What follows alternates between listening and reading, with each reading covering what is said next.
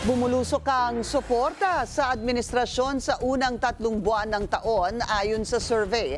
Ang mga umaasang gaganda ang ekonomiya, kumonti rin. Yan ang agenda report ni Hannah T. Lumalalim ang hinanakit ng publiko sa gobyerno at ito'y nagmumula raw mismo sa mga edukado at mas nakakaangat sa buhay. Sa bagong pahayag survey ng Publicus Asia para sa first quarter ng 2025, halos 2 sa bawat 3 Pilipino ang may negatibong sentimiento tungkol sa direksyon ng bansa. Ito raw ang pinakamababang national outlook mula pa noong 2022. If we will sum it up, we can see that 66% or 2 in 3 Filipinos are have that kind of pessimistic sentiment. Mula sa 28% sa huling quarter ng 2024, bumulusok ang pro-administration support sa 15% na lang ngayon. Ito ang pinakamatalim na pagbaba ng suporta sa administrasyon sa historya ng survey. Kabilang sa mga sektor na lalong naging negatibo ang pagtingin sa gobyerno, mga college graduate at nasa high-income household. Sa high-income respondents, 51% ang naniniwalang lalala pa ang kanilang kabuhayan.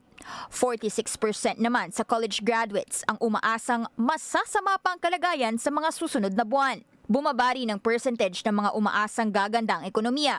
Mula 48%, ngayon 32% na lang. Perhaps what we need to see what would be the government's actions in the next 2 to 3 months, and then we will see how the voters will perceive the actions or the policies of the government. Sa ngayon, wala pang tugon ang Malacanang sa survey. Pero sa kabila ng pag-iba ng pulso, ang magkaibigang sina Tanya at Daniela naniniwalang lumalalim ang kawalan ng tiwala hindi lang sa gobyerno, kundi sa buong political landscape sa Pinas. I think makaka-apekto po siya in a way na yung iba po is hindi na po sila mag-vote. Kasi wala na po silang nakikitang magandang part ng, nanganganditato ngayon. Parang binibigyan na lang ng choices, parang binibigyan na lang ng 2 sides yung mga tao. Kaya hamon nila sa mga botante sa halalan, maging mas mapanuri sa pagpili ng mga kandidato. Para sa agenda, Hannah T. Bilyonaryo News Channel.